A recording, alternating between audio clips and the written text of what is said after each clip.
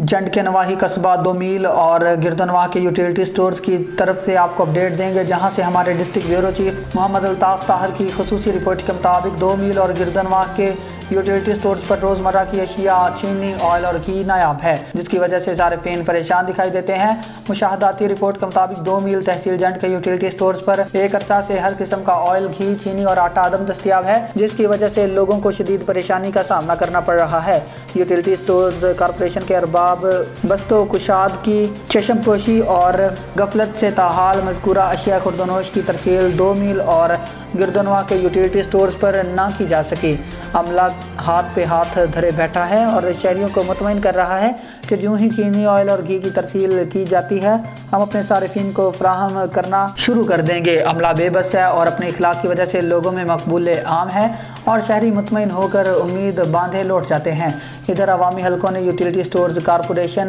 Of Pakistan کے اعلیٰ حکام سے پرزور مطالبہ کیا ہے کہ 2 میل اور گردنواہ کے یوٹیلیٹی سٹورز پر چینی، گھی اور آئل کی فراہمی کو یقینی بنایا جائے تاکہ صارفین کی مشکلات اور پریشانی کا ازالہ ممکن ہو سکے۔